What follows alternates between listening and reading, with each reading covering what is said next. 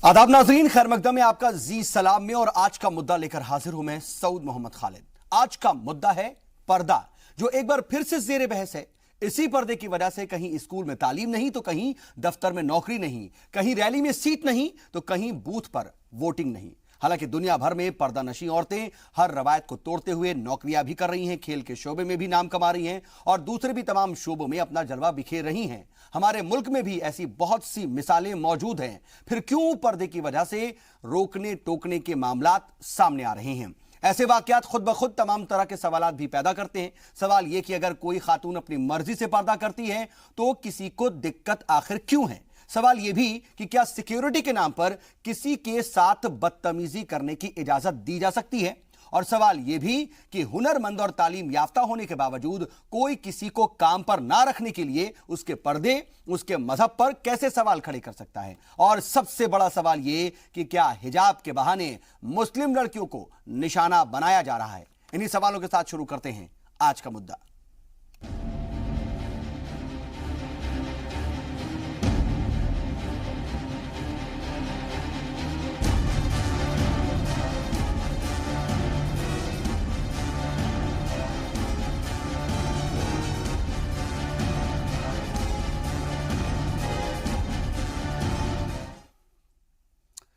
जी हां, मेरी मर्जी, मेरी जिंदगी और मेरी आजादी का दौर है और इस दौर में सब आजाद हैं सिवाय औरत के। कल इसकी इज्जत लूटी जाती है, एहसास कमतरी का शिकार बनाकर। आज इसके इज्जतो वकार का मजाक उड़ाया जाता है आजादी की दवा सुंघाकर। कहीं रहमे मादर में कत्ल, कहीं झूठी शान के लिए कत्ल, कहीं जहेज के लिए इम्तियाज, कहीं इस्तेहसाल, कहीं लड़कियों के जीन्स पहनने पर एतराज, तो कहीं बाहिजाब होने पर भी सख्ती।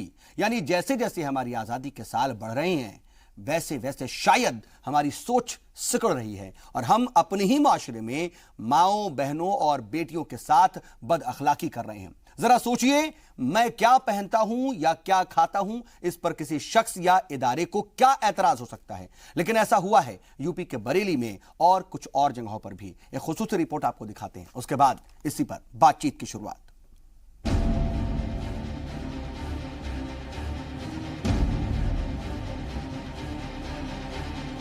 एक बार फिर हिजाब और पर्दादारी सवालों के घेरे में, और ऐसा एक बार नहीं बल्कि बार बार हो रहा है। अब हिजाब के बहाने मुस्लिम लड़कियां निशाने पर हैं। ताजा मामला यूपी के बाराबंकी का है।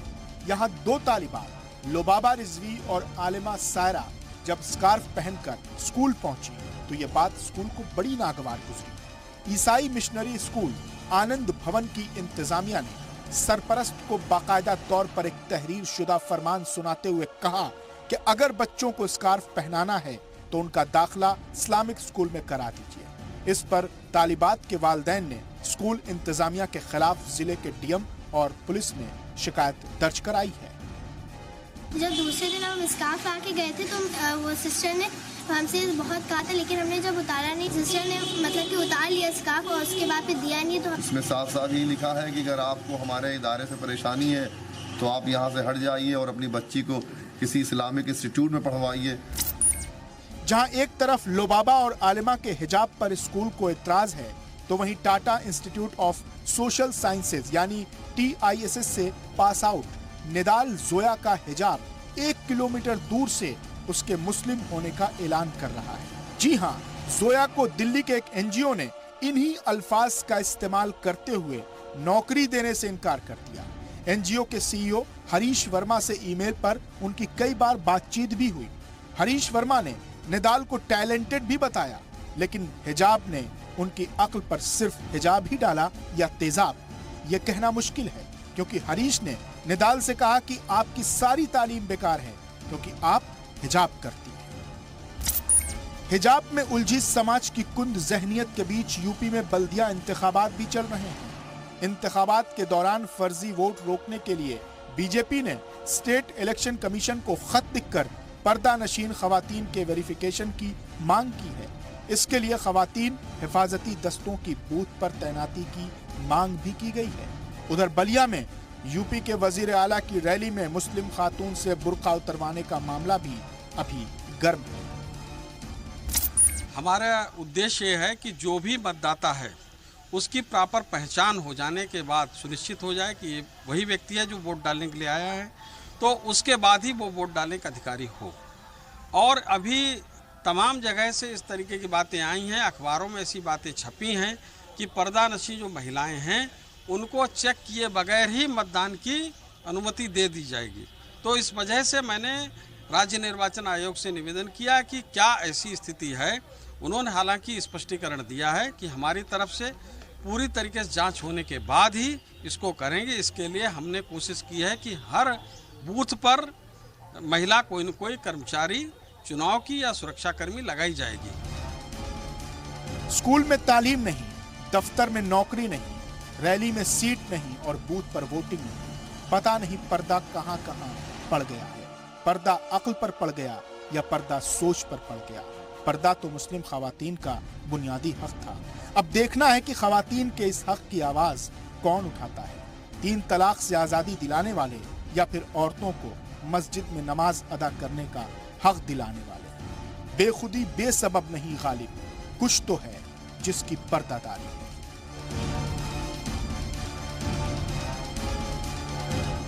सैयद अब्बास मेहदी, जी सलाम। तो क्या हिजाब के बहाने मुस्लिम लड़कियों को निशाना बनाया जा रहा है? क्योंकि कई तरह के मामलात एक साथ सामने आए, यूपी से कई मामलात, दिल्ली में मामले सामने आए। आखिर क्यों ऐसा देखने को मिल रहा है कि स्कूल में तालीम से अगर कोई पर्दा करता है तो उसे महरूम रहने की के लिए मजबूर होना पड़ता है।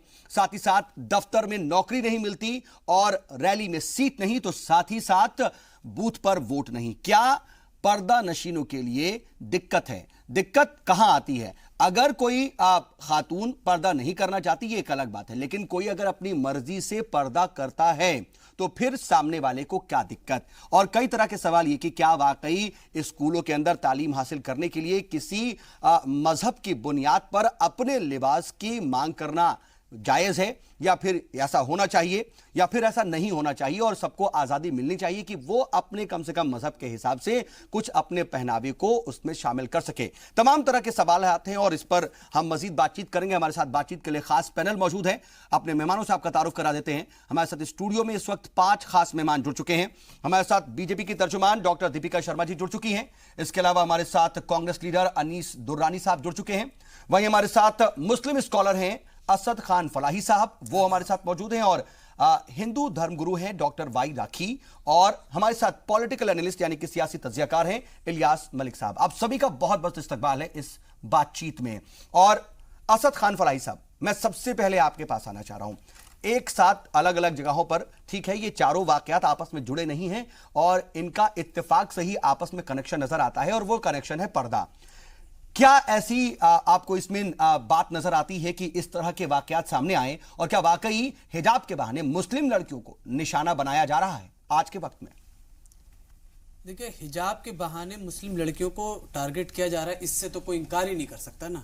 तभी तो उन्हें, वो हिजाब पहन रही तभी तो उन्हें टारगेट किया जा रहा है। अगर वो हिजाब नहीं पहन रही होती तो उन्हें पूछ कौन रहा होता? फिर वो तो फिर कॉमन और लड़कियों की तरह होती। फ्रांस ने भी जब वहां पे हिजाब पे बैन लगाया था तो उसने ये नहीं कहा कि हमें ये रिलीजियस आइडेंटिटी है इसलिए हम इस पे बैन कर रहे हैं। उसने उसको दूसरा एंगल दिया कि हम सिक्योरिटी पॉइंट ऑफ व्यू से हम इसको बैन कर रहे हैं। आप कहीं और जाएं पब्लिक प्लेस में जहां सिक्योरिटी का कोई मसला नहीं है, आप हिजाब पहने या कुछ भी पहने, उससे आप हम नहीं रोक रहे, लेकिन आप जब हमारे यहां आएंगे, जब सिक्योरिटी का मसला होगा तो आपको हिजाब उतारना पड़ेगा, चाहे स्कूल्स हो, हॉस्पिटल्स हो या उनके और भी जो भी इदारे हो सकते हैं। तो आपका ये जो क्वेश्चन है कि क्या जो इंटरलिंक्ड इनमें पर्दा कॉमन है, तो अभी तो ये हिजाब की ही वजह से तो टारगेट की जा रही है। आप बलिया में लेकिन यहाँ पर हर जगह सिक्योरिटी का मामला नहीं। अगर बलिया के हम इंतखाबी रैली की बात को छोड़ दें तो बाकी जगहों पे तो सिक्योरिटी कहीं जुड़ती नहीं है। सिक्योरिटी कहीं नहीं जुड़ती है। तो इन्होंने बलिया में तो बुरखा उतारा गया, बाकायदा पुलिस को दे। एक दूसरा केस है जहां हिंदू लड़कियां बुरखा पहनकर फेक वोट देने आई हैं, वो पकड़े गए। अब आप ये देखिए कि जब इनको अपनी मर्जी का इस्तेमाल करना होता है तो उसी बुरखे को फेक वोट डलवाने के लिए इन्होंने इस्तेमाल किया। 2 लड़कियां गीता वो पकड़ी गई। ठीक है, अभी वो साबित नहीं हुआ है। खालिद साहब, मैं इस पे बोलना चाहूंगी, बिल्कुल बहुत गलत इन्फॉर्मेशन है और ऐसी गलत सूचना राशि इस तरह की खबरों को नहीं होनी चाहिए। मैं मौलाना जी, मैं बोलना चाहूंगी इसमें। देखिए, ऐसा है कि शक के दायरे में मैम 2 लड़कियां आई थी ऐसे हिजाब पहन करके, वो ठीक है, लेकिन हम उस पर जा ही नहीं रहे हैं क्योंकि वो तो एक दूसरा गैर इस्तेमाल हो गया और गैर वाजिब इस्तेमाल हो गया। लेकिन हम तो यहां पर बात कर रहे हैं कि जो पर्दा पहन रही हैं, अपनी मर्जी से पहन रही हैं, उनको अलग अलग बहाने के जरिए ये कहा जा रहा है कि आपका पर्दा ये बयां करता है या फिर आप मत पहनिए। जैसा कि सामने आया आलिमा के केस में कि पर्दा वो हिजाब नहीं पहन रही है बल्कि सिर्फ स्कार्फ लगा रही हैं, लेकिन स्कूल ये कह देता है कि अगर आपको स्कार्फ पहनना है तो आप एक इस्लामिक स्कूल में एडमिशन लीजिए या मत पढ़िए। खालिद साहब, मैं समझती हूँ कि ये बहुत ही अपमानजनक घटना है, बहुत ही मैं इस पे खेद प्रकट करती हूँ। ये जो स्कूल था ये क्रिश्चियन मिशनरीज द्वारा ये चलता है और यहाँ पे इन्होंने इन लड़कियों के साथ ये व्यवहार किया। मैं कहती हूँ कि सबको कंडेम करना चाहिए और स्कूल के खिलाफ भी कार्रवाई होनी चाहिए कि उन्होंने ऐसा कर कैसे दिया। दूसरी बात थी कि आपने अपने प्रोग्राम में दिखाया कि योगी जी की रैली में बुर्का हटाया गया, तो मैं आपको बताना चाहूंगी कि वो भारतीय जनता पार्टी की बहुत समय से कार्यकर्ता हैं, उनके हस्बैंड भी कार्यकर्ता हैं। दूसरी बात ये है कि वो एक अलग बात है, लेकिन हटाया गया और वो भी अपनी परेशानी पशुपेश समझा रही थी। पूरी बात सुनिए। आपने मेरी पूरी बात नहीं सुनी है। पूरी बात करिए। मुख्यमंत्री की रैलियों में ये नियम आज नहीं बना है, ये नियम योगी जी की सरकार आई है तो ये नियम बना है। ये नियम कितने कितने दशकों से चलता आ रहा है कि मुख्यमंत्री की रैलियों में, चाहे वो उत्तर प्रदेश हो, चाहे वो पंजाब हो, चाहे हरियाणा हो, कोई भी राज्य हो, मुख्यमंत्रियों की रैलियों में काला कपड़ा नहीं, प्रोटोकॉल की बात में इजाजत नहीं है क्योंकि वो एक विरोध का वस्त्र है, उस पर जाइए, विरोध का वस्त्र है, उस पर जा ही नहीं रहा, कोई उस पर गया नहीं मैम जी, मैम कोई उस पर नहीं गया। हम देखिए किसी भी महिला जी कोई उस पर नहीं गया। मैं ये पूछ रहा हूं कि वहां तक फिर क्यों गई वो? अगर आपको यही करना था, उस महिला का आपको बुर्का उतारना था, तो आप रैली के अंदर जब कोई जाएगा, यहां पर यानी कि सिक्योरिटी में चूक हुई, जो प्रोटोकॉल था उसका ख्याल नहीं रखा गया। बाद में बहुत देर बाद पुलिस जागती है कि अरे वो देखो एक निकाब पहन करके एक औरत बैठी हुई है, चलो भाई उसका निकाब उतरवा के देखो। अरे अगर आपके पास प्रोटोकॉल को फॉलो कराना था मैम, तो आपको अंदर नहीं घुसने देना चाहिए। और प्रशासन की चूक को आप एक मेंटालिटी, एक सोच, मैं तो नहीं दे रहा मैम, मैं तो नहीं दे रहा। आप मैं प्रशासन की चूक तो है मानेंगे कि एक माहौल बन गया है यहाँ पे। मैं यही तो पूछ रहा हूं ना मैम। दिल्ली में जो उस एनजीओ के मालिक ने उस बेहतरीन लड़की के साथ वो किया, मैं उसको थॉरोली कंडेम करती हूँ क्योंकि आप किसी के भी वेशभूषा पे, किसी के वस्त्र पे आप ऐसे आप उसके साथ भेदभाव नहीं कर सकते। आप ये भी कंडेम करिए मैडम कि जो भरी महफिल में रैली में क्यों उतारा गया, उस औरत को कहा जाता कि आप बाहर जाइए और फिर उतारिए। आप सबके सामने किसी के साथ भेदभाव नहीं होगा, किसी के साथ भेदभाव नहीं होगा और होना नहीं चाहिए और होगा नहीं। ये जो 2 घटनाएं हुई है, एक दिल्ली में हुई है, दो बच्चों के साथ हुई है, ये बहुत ही खेदजनक है। लेकिन मैम जहाँ आपने प्रोग्राम में जांच की हो गई है, जांच की रिपोर्ट आने दीजिए। जिसने भी गलती करी है उसको सजा जरूर मिलनी चाहिए। ठीक है मैम, ऐसा नहीं मुझे बस इस पर एक छोटा सा रिएक्शन आपसे और चाहिए कि बीजेपी के ही स्टेट इलेक्शन कमेटी ने पर्दा नशीन खवातीन की वेरिफिकेशन के बाद बल्दियाती यानी नगर निगम जो चुनाव हो रहे हैं यूपी में, उसकी बात उठाई। क्या ये भी नहीं होना चाहिए या आप इसको ठीक मानती हैं? यहाँ पे प्रशासनिक मामला है। यहाँ पे अगर वोटिंग के समय पे, क्योंकि वोटिंग के समय शनाख्त होती है, एक व्यक्ति की पहचान होती है, पहचान होनी चाहिए।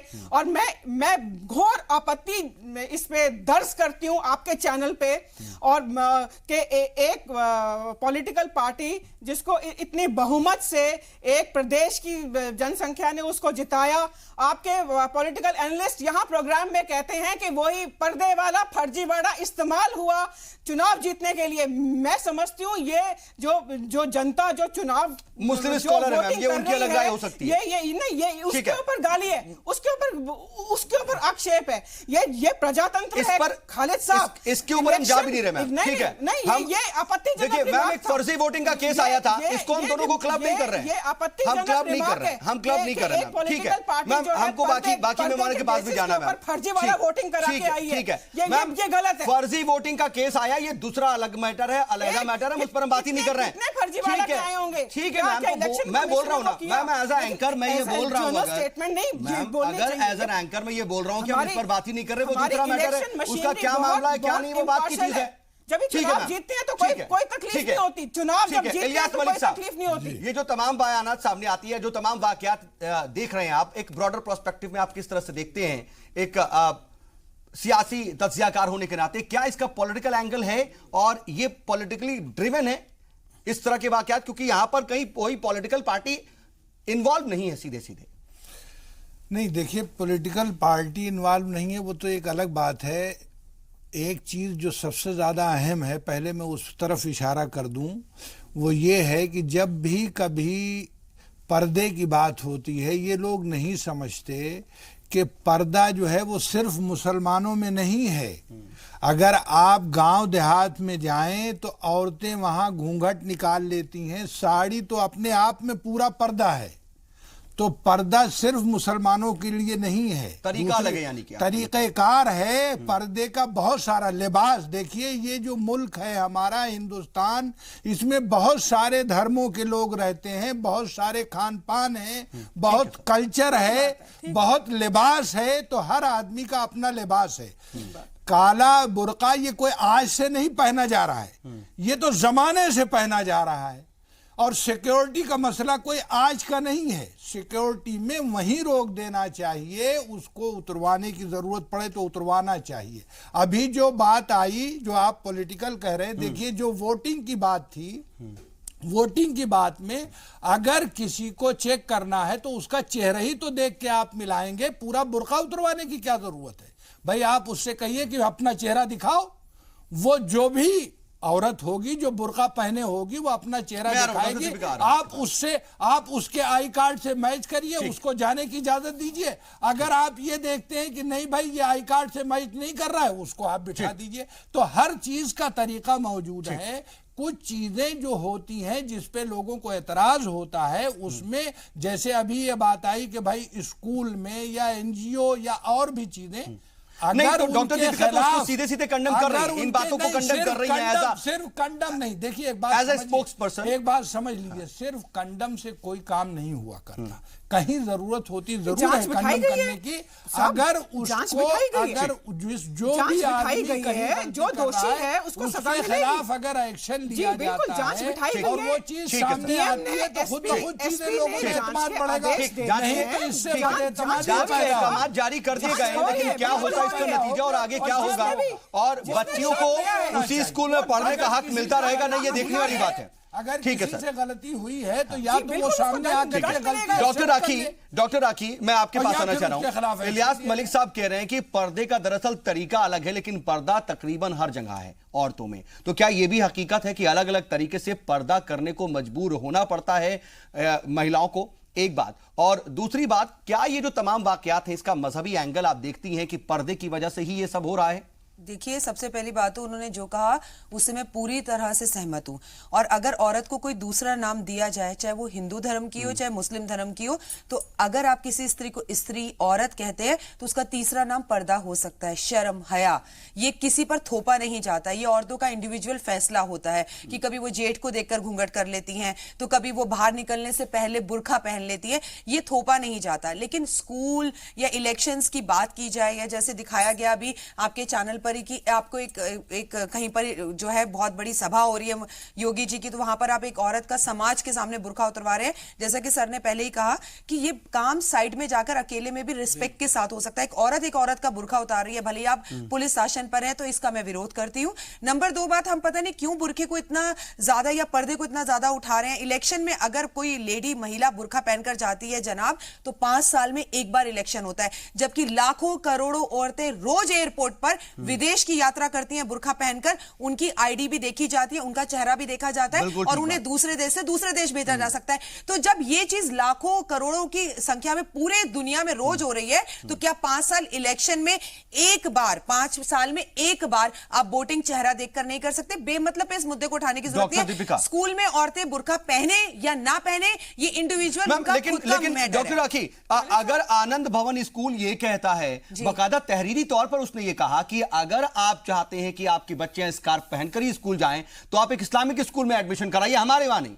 और बहुत दिन से ये बात चल रही थी और उनके वालिद ने ये कहा कि उन्हें अश्योरेंस दी गई थी कि आपके मुताबिक हम बच्चों को पढ़ने देंगे। और खास बात तो ये है कि ईसाई मजहब में भी जो नर्सेज हैं, जो सिस्टर्स हैं, वो स्कार्फ पहनती हैं बाकायदा। फिर भी यहां पर क्यों दिक्कत? क्या यहां पर सिर्फ मजहब अलग होने की वजह से दिक्कत है? देखिए, मजहब अलग होने से कोई दिक्कत नहीं है। करोड़ों आज जो है ना, ये जो मजहब हमारे अलग है, ये सिर्फ राजनीतिक लोगों की वजह से अलग है। आज भी अगर आप एक मोहल्ले में जाएं तो हिंदू मुसलमान की खीर खाते हैं हम भी, और वो हमारे घर का हलवा भी खाते हैं। ये सिर्फ राजनीति में है, हम लोगों के दिलों में कुछ नहीं है। सिंपल सी एक बात समझिए, हम लोगों में आपस में प्रेम था, है और हमेशा ही रहेगा। राजनेता ही लड़ते रहेंगे और अपनी खिचड़ी पकाते रहेंगे। ठीक है डॉक्टर दीपिका, मैं उस पर आपसे रिएक्शन चाहूंगा जो बात कही कि 5 साल में एक बार वेरिफिकेशन की जरूरत पड़ती है। क्या आप नहीं कर सकती? रोज रोज पहन रही लोग, रोज वेरिफिकेशन हो रहा, आईडी देखी जा रही है, विदेश भी जा रही हैं खवातीन। क्या आपको लगता है कि इसको इशू नहीं बनाना चाहिए था? As a woman, as a महिला मैं आपसे पूछना चाह रहा हूं। स्पोक्स पर्सन आप हैं मैम, लेकिन एक महिला सबसे पहले।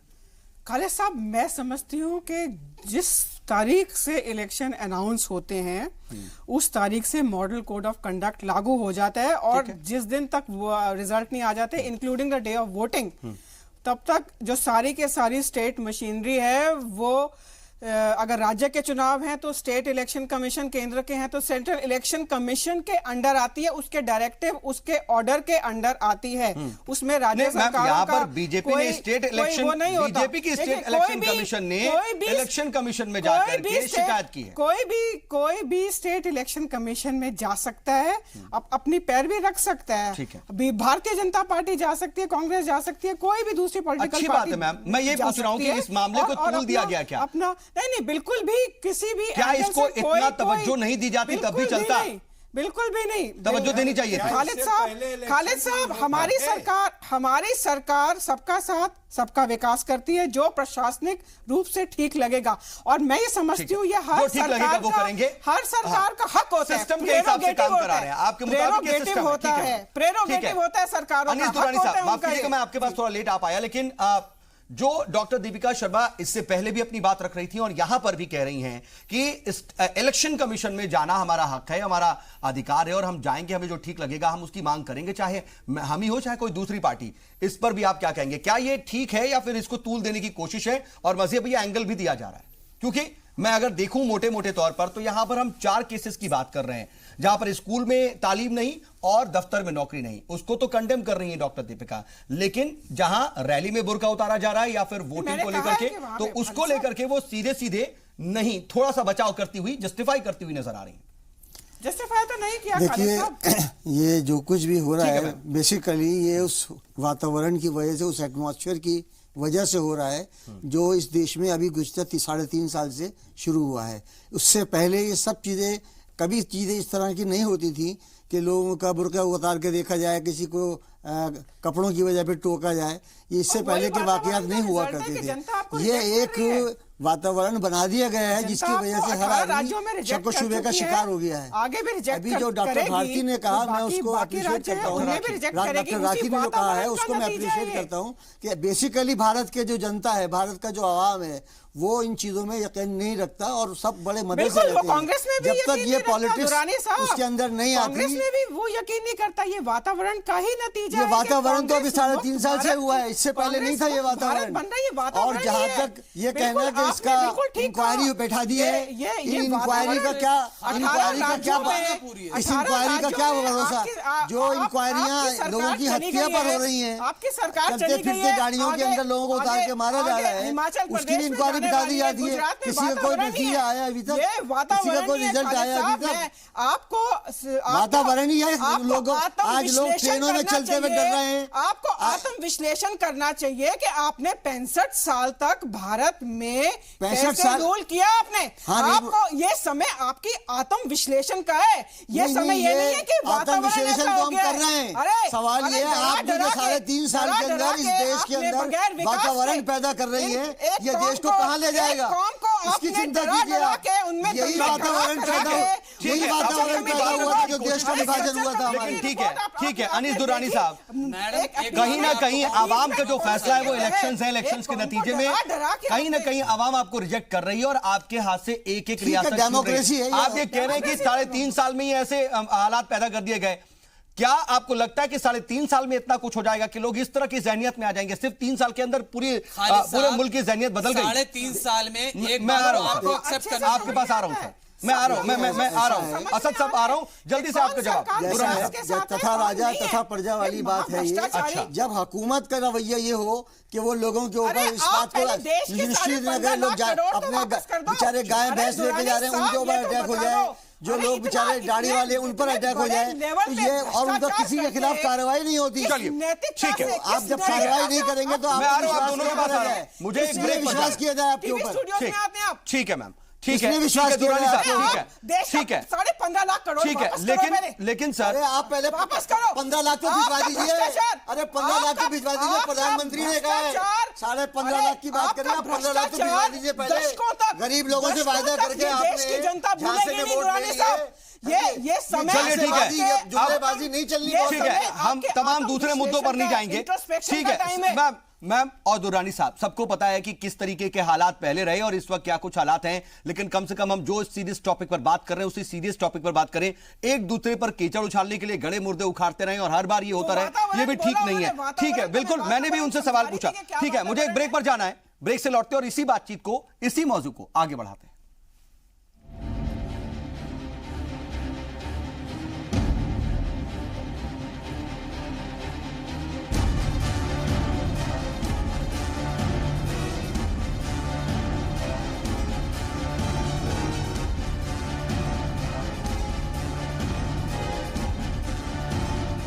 ब्रेक के बाद एक बार फिर से आपका इस्तकबाल है। बात कर रहे हैं पर्दे की, हिजाब की, स्कार्फ की कि आखिर क्यों इसको लेकर के मुस्लिम लड़कियों को निशाना बनाया जा रहा है, क्यों ऐसे वाकयात सामने आ रहे हैं जहां पर कहीं ना कहीं दिक्कत और परेशानी की वजह दूसरों के लिए लड़कियों का हिजाब पहनना है। ऐसे में जब वो लड़कियां खुद पर्दा करना चाहती हैं, उन्हें हिजाब से कोई दिक्कत नहीं है। इसी पर हम मजीद बातचीत कर रहे हैं, हमारे साथ बातचीत के लिए खास पैनल मौजूद है। और असद खान फलाही साहब, मैं आपके पास आना चाह रहा हूं। ये जो तमाम वाकयात है, चलिए ठीक है, कुछ चीजों को कंडेम भी किया जा रहा है और खुद डॉक्टर दीपिका भी कह रही कि ऐसा नहीं होना चाहिए, चाहे वो मिशनरी स्कूल में बातें कही गई या फिर किसी दिल्ली के एनजीओ ने हिजाब को ही मुद्दा बना करके नौकरी नहीं दी।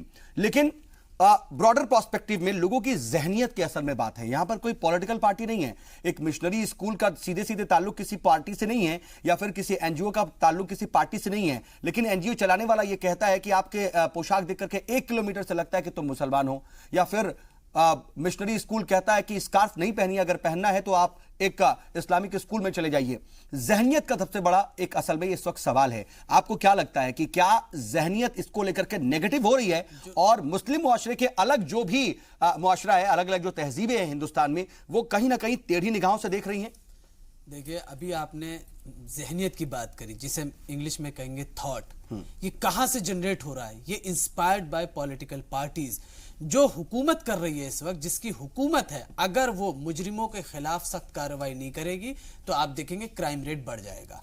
इसी तरीके से आज जो स्कार्फ को लेके और हिजाब को लेके जो भी मामला सामने आ रहे हैं, वो ये है कि उन्हें पता है कि अगर हम इस तरह का काम करेंगे, किसी को फायर कर देंगे नौकरी से, किसी को अपने स्कूल से हम एक्सपेल कर देंगे सिर्फ इस बुनियाद पे कि उसका एक पर्टिकुलर रिलीजियस आइडेंटिटी है, तो हमारे खिलाफ कोई कार्रवाई नहीं होने वाली। क्योंकि कानून का डर ही इंसान को सही और ऑनेस्ट बने रहने पे मजबूर करता है, और यही वजह है कि आज कानून का डर खत्म हो चुका है। लेकिन इस मामले में अगर एक्शन की बात हो रही है और डीएम ने भी जांच के अहकाम दे दिए, अगर इन मामलात में बाकायदा जो बच्चियों के वालिद हैं उन्होंने पुलिस में एफआईआर कराई है स्कूल के खिलाफ, तो क्या आपको लगता नहीं है कि जो कानून का जो निजाम है, कानून अपना काम करेगा और उस पर जांच करेगा?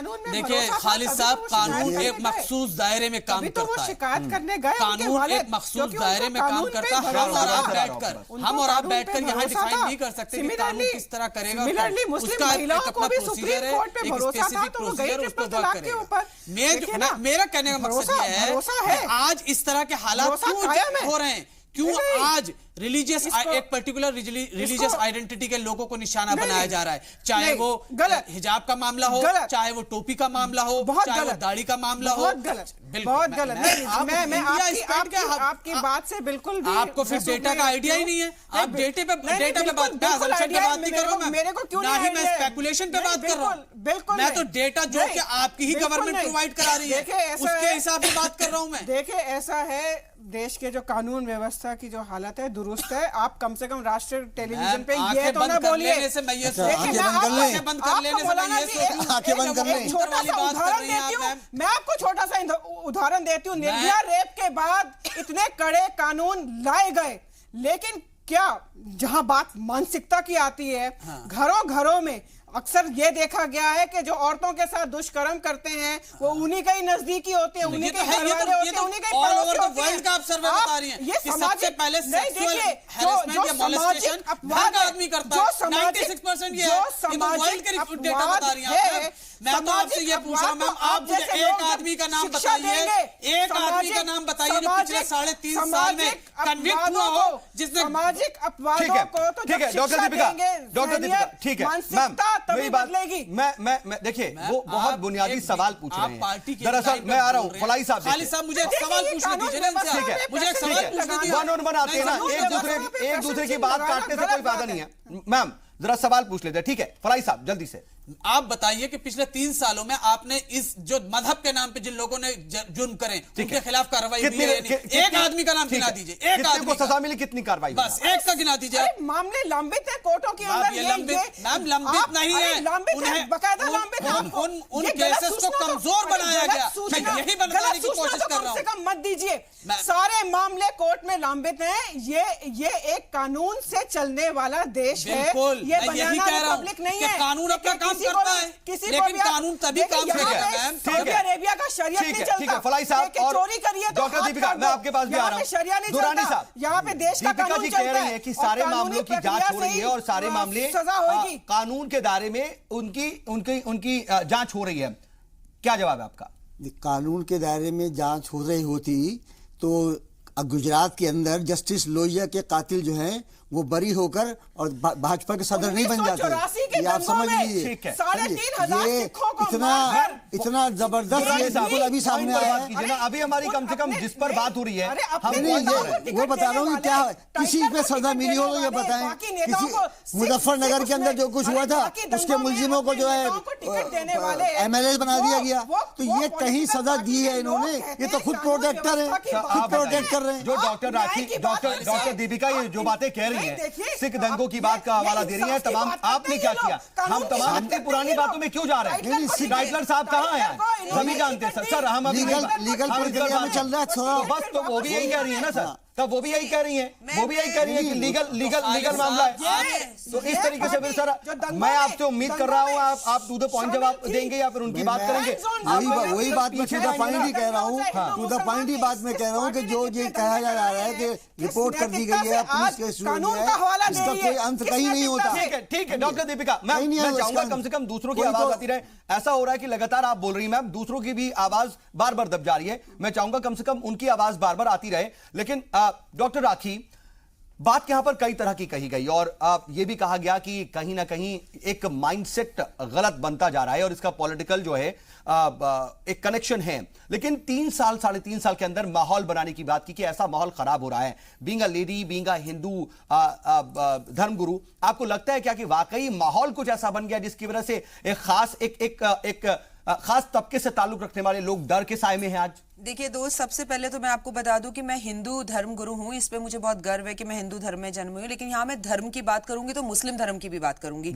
यहाँ मैं आपको एक बात बता दूं, धर्म की बात करने के अनुसार से इसमें कोई दो राय नहीं है कि हिंदू मुस्लिम धर्म दोनों अपने आप में बहुत बढ़िया है। ना हिंदू धर्म के बिना हम मुस्लिम अधूरे हैं और उनके बिना हम अधूरे हैं। याद रखिए, हमें दोनों धर्मों की बात चाहिए, इसमें कोई दो राय नहीं। ना मैं बीजेपी से हूं, ना मैं कांग्रेस से हूं। मैं सिर्फ एक बात जानती हूं, जनता के अनुसार कि 3.5 साल में केवल और केवल मुस्लिम महिलाओं को टारगेट बनाया जा रहा है, वो भी वोटिंग के लिए। इससे पूरी जनता अच्छे से जानती है। आप एक दूसरे पर लांछन लगाते रहे, आप जो मर्जी करते रहे। कांग्रेस में हमने भले ही कितने घोटाले किए, क्या घोटाले आज नहीं हो रहे, लेकिन कम से कम माहौल इतना तो था कि हम उनकी खीर खा लेते थे और वो हमारा हलवा खा लेते थे। आज अगर मुस्लिम्स को इस देश में रहते हुए डर लग रहा है तो ये चिंता का विषय है। आप बार बार कांग्रेस के ऊपर उंगली नहीं उठा सकते कि आपने ये घोटाले किए, आपने भी बहुत वादे झूठे किए। आपने भी क्या किया? आपने भी कुछ अच्छा नहीं किया, आपने माहौल ही खराब कर दिया। आज पहले लड़कियां अकेले डरते हुए निकलती थी, आज इस देश का माहौल हो गया कि मर्द भी अकेले बाहर निकलते हुए डर रहा है। ये इतना बुरा हाल कभी नहीं हुआ। हिंदू मुस्लिम से, मुसलमान हिंदू से डर रहा है। ये बेहतर था जो भी था। आप अपने आप को सिर्फ अगर ये कहते हैं कि ये देश कानून से चलता है तो कानून की रिस्पेक्ट आप करते हैं, पर कानून की जरूरत क्यों पड़ रही है पॉलिटिक्स पार्टियों के होते हुए? अगर पॉलिटिक्स के होते हुए आप सिर्फ अपना जस्टिस करने के लिए, मुझे खुशी होती महिला होने के नाते आपकी बात समझिए कि महिलाओं पे कितना अत्याचार हो रहा है। ट्रिपल तलाक की बात बिल्कुल सही है, बिल्कुल सही है। प्रो कांग्रेस का किसी को बीच में बताइए। आप ये बताइए आपने क्या किया, आप ये बताइए आपने क्या किया। 3.5 साल से बस आप लोग उंगली उठा रहे हैं, 3.5 साल से केवल आप लोग वादे कर रहे हैं, 3.5 साल से केवल आप लोग झूठ बोल रहे हैं। आप महिलाओं के लिए कर क्या रहे हैं? ऊपर से आप हर वक्त लांछन लगाते रहते हैं। एक माहौल किसी भी धर्म का हो, वो माहौल खराब हो। मेरी कोई प्रिय पार्टी नहीं है, मैं कोई प्रिय पार्टी नहीं है। मैं आपसे एक देश की जनता की तरह बात कर रही हूँ। मुझे किसी बात से कोई मतलब नहीं है। चुन रही है जब सरकार आपको पता लग जाएगा 2000 में, आपको पता लग 2019 में कि कौन किसको चुनता है और किसको नहीं चुनता। आप बातों को एक्सेप्ट कीजिए, आप गलत कीजिए। मुझे तो पता ही था कि पॉलिटिशियन ऐसे होते हैं। आप हिंदू धर्म गुरु है। मैंने तो 2019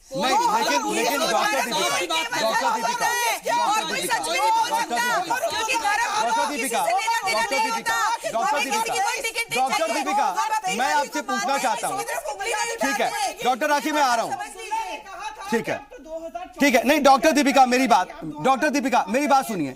आपको दिक्कत क्या हो गई? डॉक्टर दीपिका मेरी बात सुनिए, मैं आ रहा हूँ, डॉक्टर राखी आ रहा हूँ। डॉक्टर दीपिका मेरी बात सुनिए, मेरा सवाल मैम फिर वही हो रहा है मैम। आप ma'am Deepika ji let the discussion go on ना। Deepika ji let the discussion go on. Ma'am एक पॉइंट पर अटकने से कोई फायदा नहीं है, ठीक है। डॉक्टर राखी में आ रहा हूँ। डॉक्टर दीपिका मेरी बात सुनेंगे आप? डॉक्टर दीपिका मेरी बात सुनेंगे आप?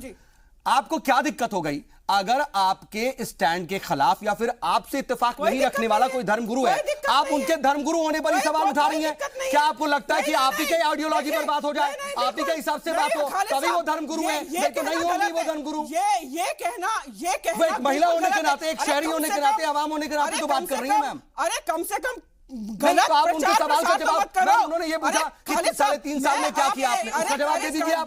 गलत उसका जवाब दे दीजिए, सारा देश ये कह रहे उसका जवाब दे दीजिए। धर्मगुरु को साइड पर कीजिए। मैं महिला होने के नाते कह रही हूँ, मैं धर्मगुरु के नाते कह रही हूँ। आप आज धर्मगुरु होंगे, आज आपने धर्म को शर्मिंदा कर दिया है, चाहे वो हिंदू धर्म हो मुस्लिम धर्म हो। आप धर्म के नाम पर वोट मांग रही है, आपकी पार्टी धर्म के नाम पर खेल खेल रही है। समझ में आपसे बेहतर है हम लोग, हम खुलकर कह रहे हैं। मैंने आपको कहा कि मैं स्त्री होने के नाते आपसे कोई बात कर रही हूँ। आप महिला होने के नाते आपको मुस्लिम महिलाओं को दर्द नहीं दिखता? महिला होने के नाते आपको दिखता है कि मुस्लिम महिलाओं के साथ क्या हो रहा है? आप हिंदू मुस्लिम बात पे है, पहली महिला है, क्यों कोई भी महिला के साथ अत्याचार हो, चाहे वो किसी भी धर्म का हो। चलिए ठीक है, मुझे एक ब्रेक पर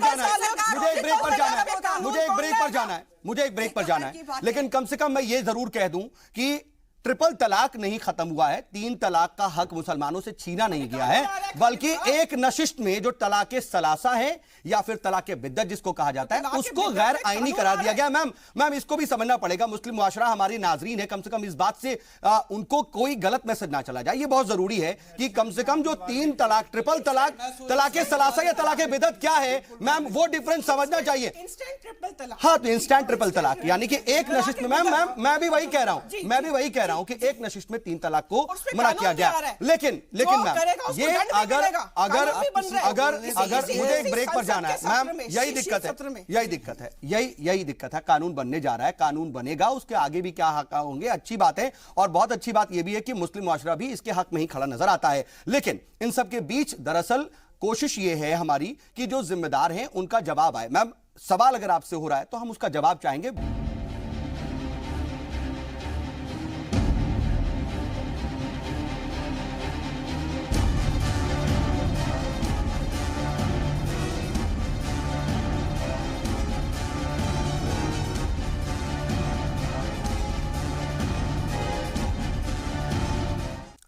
ब्रेक से हम वापस लौट आए हैं, बात पर्दे की कर रहे हैं। क्यों आखिर पर्दा हर बार कहीं ना कहीं एक जेर बहस हो जा रहा है, और पर्दे को ही लेकर के क्यों आखिर मुस्लिम लड़कियों पर एक तरीके से निशाना लगाया जा रहा है, और अलग अलग तरह से अलग अलग जगहों पर अलग अलग वाकयात सामने आ रहे हैं, लेकिन कहीं ना कहीं उनके मरकज में पर्दा है। इसी पर हम बातचीत कर रहे हैं। हमारे साथ बातचीत के लिए खास पैनल मौजूद है। सवाल दरअसल हम जहनियत का भी कर रहे हैं कि आखिर क्या हमारी जहनियत में बदलाव है, या फिर मुल्क एक तरीके से कहीं ना कहीं पर्दे को लेकर के टेढ़ी नजर है। क्योंकि जो पर्दा नहीं रखना चाहती हैं या फिर पर्दा नहीं करना चाहती वो एक अलग बात है, लेकिन जो अपनी मर्जी से पर्दा करने वाली खवातीन हैं उनको लेकर के क्यों सवाल उठाए जा रहे हैं। और डॉक्टर दीपिका, मैं आपके पास आ रहा हूं। मैम मैं चाहूंगा टू द पॉइंट। देखिए डॉक्टर राखी एक जिम्मेदार शहरी होने के नाते, खवातीन होने के नाते, वो सिर्फ इतना कह रही हैं कि आप हर बार सिर्फ उंगली नहीं उठा सकते बल्कि सवाल का जवाब दीजिए कि आपने क्या किया, इस सवाल में कहां से बुनियादी गलती है, और अगर गलती नहीं है तो मैम क्या किया, इसका जवाब। खालिद साहब, ऐसा है कि आज से तकरीबन 2 साल पहले जब एक फेमस बॉलीवुड सुपरस्टार ने बैठ के कहा था कि इस देश में तो उनकी धर्मपत्नी को डर लग रहा है, तो बहुत ही शर्म की बात थी कि ऐसे सुरक्षित देश में भी कोई व्यक्ति बोल सकता है। फिर जो हमारे राष्ट्र के सम्मानित वाइस प्रेसिडेंट अंसारी साहब मैम ये बात तो डॉक्टर राखी भी कह रही है, तब उन्होंने कहा, महसूस कर रही है कि एक तबका जो है खालिद साहब, मैं आपसे केवल एक प्रश्न पूछना चाहती हूँ, और बहुत मूलतन प्रश्न वो है कि वो बॉलीवुड के सुपरस्टार जो जिन्होंने देश में इतनी प्रशंसा पाई और इतनी सुरक्षा पाई, जो एक देश के वाइस प्रेसिडेंट सम्मानित थे, जिन्होंने इतने पद लिए, अब उनको तब कोई उन्होंने को डर नहीं लगा, उनको कोई चिंता भी नहीं लगी अपनी कौम के प्रति। मैं केवल और केवल इससे ये पूछना चाहती हूँ कि आज भी तो मेरा एक सवाल था, आपने दूसरी तरफ इस पूरे मामले को ले गई। कौन सा खराब है? मैं एक सवाल जवाब, मैं डॉक्टर राखी से इसका जवाब ले लूंगा। आजाद देश है, यहाँ कोई कहीं भी घूम सकता है। इसी बात का प्रमाण है, इसी बात का प्रमाण है। पूरे देश को पहले बोलना चाहिए था, पहले बोलना चाहिए था। यहाँ पर इन्होंने फिर धर्म में बांट दिया। जब कुर्सी पे थे तब बोलना चाहिए था ना। जब कुर्सी पे इसे धर्म में बांटना ही है। चलिए ठीक है, मैं पॉलिटिकल इशू से अलग हटता हूँ। चलिए ठीक है मैम, ठीक है मैम, नाजरीन देख रहे हैं, जनता देख रही है कि आपसे सवाल हो रहा है, आप जवाब दे रही है, नहीं दे रही है। चलिए ठीक है, या फिर आप डील कर रही है। चलिए ठीक है, चलिए ठीक है, मैं एक बार फिर से उसी पॉइंट पर जाने दूंगा। चलिए ठीक है डॉक्टर दीपिका, चलिए ठीक है, मैं पॉलिटिकल इशू से अलग हटता हूँ। ठीक है ठीक है ठीक है डॉक्टर दीपिका मैं आता हूँ। मैम आपका जवाब आ गया, मैम आपका जवाब आ गया, मैम जनता जवाब दे रही है। ठीक जनता जवाब दे रही है। ठीक है दीपिका जी, आप जैसे लोग जवाब नहीं दे रहे, आप जैसे लोग जवाब नहीं दे रहे, देश की जनता जवाब दे रही है। आगे भी दो। अरे मेरे को तो ये नहीं समझ में आता कि मेरे को की बात कर रही हूँ। अगर आप काला चश्मा लगा के बैठना चाहती हैं, बैठिए। आप बैठिए, हिंदुस्तान की बात कर रही हूँ, सारी दुनिया को दिखाई दे रहा है। आपके पास कोई जवाब ही नहीं है, आपके पास जवाब ही नहीं है, आपके पास कोई जवाब नहीं। आप जवाब चलिए ठीक है, किसके पास सवाल का जवाब है या किसके पास नहीं है, ये जनता तय करेगी, जनता तय करेगी। ठीक है डॉक्टर दीपिका, मैं रोक रहा हूँ। मैम ठीक है मैम, दीपिका जी ठीक है, डॉक्टर राखी ठीक है, मैं आता हूँ, आपके पास भी आता हूँ, बाकी मेहमान भी हैं। डॉक्टर दीपिका, बहुत जल्दी से आपसे एक रिएक्शन चाहता हूँ। ज़हनियत की बात हो रही है, क्योंकि यहां पर देखिए जो तमाम 4 वाकयात सामने आते हैं, सीधे तो किसी पॉलिटिकल पार्टी का कम से कम 2 मामलात में कोई कनेक्शन नहीं है। क्या एक ज़हनियत बन गई है इस तरह की, और ज़हनियत है तो इसमें कैसे सुधार आए? एक सोशल इशू पर मैं सोशल क्वेश्चन आपसे पूछ रहा हूं। खालिद साहब, मैंने प्रोग्राम के मैं डॉक्टर राखी से मैं ये सवाल पूछ रहा हूं। देखिए, सबसे पहले जनता को एक होना पड़ेगा, हमें आपस में समझना पड़ेगा कि हम किसी के झूठे वादों में, किसी के झूठे सपनों में ना आए। आप किसी भी पार्टी को वोट ना दें, आप इंसान को वोट दीजिए, आप समझिए और एकता का सबक लीजिए। इज्जत हर औरत को मिलनी चाहिए, चाहे वो हिंदू हो चाहे मुस्लिम हो। किसी भी चीज में जब आप सुनने की आदत डालिए, जब आप सुनने की किसी को बोलने ना देने का कोई तरीका नहीं है। बहुत अफसोस के साथ ये कहना पड़ रहा है दीपिका जी, अगर ये कह रहे हैं मूल इकट्ठा कर रहे हैं तो ये मेरा हक है। 100 बार कहूंगी कि हमें मिलकर रहना चाहिए, पार्टियों की चक्कर में हमें लड़ना नहीं चाहिए। डॉक्टर राखी, डॉक्टर दीपिका, नहीं मैम, डॉक्टर दीपिका देखिए मैम देखिए, मुझे अफसोस के साथ कहना पड़ रहा है, हमारे साथ अगर सारे पैनल मौजूद है और सारा पैनल ये कह रहा है कि आप किसी को नहीं बोलने दे रही हैं, तो मैम कम से कम इसको you have to think about it, because the thing is कि मैम मुझे भी दिक्कत हो रही। ठीक है मैम, ठीक है